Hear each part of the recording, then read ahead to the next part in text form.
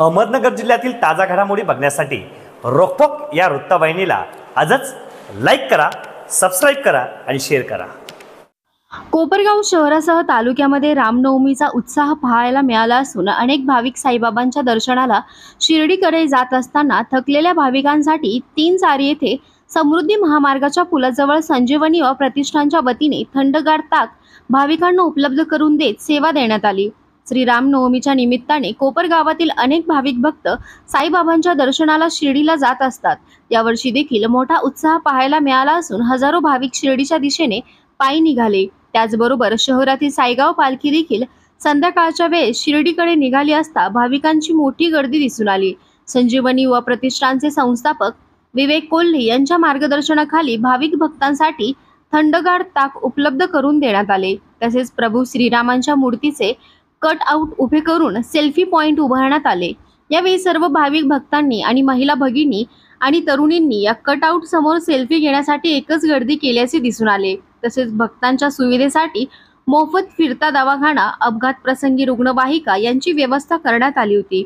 यावेळी भाविकांच्या सेवेसाठी संजीवनी युवा प्रतिष्ठानच्या सर्व युवा सेवकांनी अथक परिश्रम घेतले। या प्रसंगी अमृत संजीवनीचे चेअरमन पराग संधान आणि युवा सेवक सिद्धार्थ साठी यांनी आपली प्रतिक्रिया दिली। तसेच संजीवनी युवा प्रतिष्ठानच्या उपक्रमाचे कौतुक करत महिला भाविकांनी देखील प्रतिष्ठानचे आभार मानले।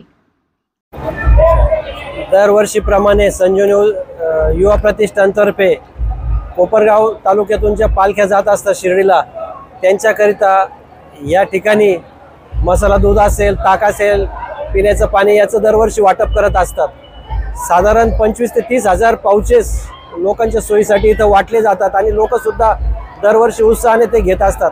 हा सामाजिक उपक्रम संजीवनी युवा प्रतिष्ठानचे संस्थापक माननीय विवेक भैया कोल्हे व संजीवनी उद्योग समूहाचे अध्यक्ष बिपिन दादा कोल्हे आणि कोपरगावच्या प्रथम महिला आमदार सौ स्नेहलताताई कोल्हे यांच्या मार्गदर्शनासाठी असे सामाजिक उपक्रम करत असतात। त्याचाच एक भाग म्हणून दर रामनवमीला हा उपक्रम करत असतात। याचबरोबर भाविकांच्या सोयीसाठी संजीवनी युवा प्रतिष्ठानतर्फे जे मोफत फिरता दवाखाना चालू असतो तो पण इथं उभा ठेवलेला असतो।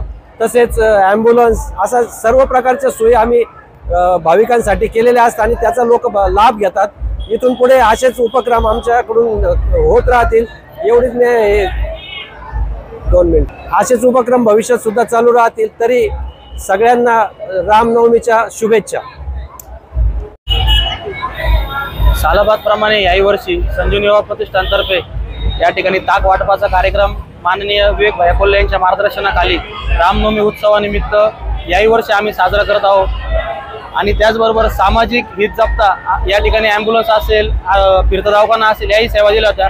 आत्ताच एका भक्तास गरज पडल्या असता संधान साहेबांच्या मार्गदर्शनाखाली पण आपण त्या ठिकाणी ॲम्ब्युलन्स पाठवले आहे आणि सर्व भाविक हे मोठ्या संख्येने प्रसादाचा लाभही घेत आहे। इथून पुढेही संजीवनी युवा प्रतिष्ठान असंच समाज कार्यासाठी कार्यरत राहील भैयांच्या मार्गदर्शनाखाली। मी देवगाव राजावरून शिर्डीसाठी पायीसाठी आलेली आहे। माझी पहिल्यांदाच वारी आहे आणि इथलं जे मॅनेजमेंट आहे ते खूप छान आहे। संजीवनी प्रतिष्ठान यांनी खूप छान सहकार्य केले। सगळ्या भक्तांचं स्वागत करून त्यांना ताक वाटप करत आहे। तरी ही सेवा त्यांनी अखंड अशीच चालू ठेवावी ही साईचरणी प्रार्थना करते।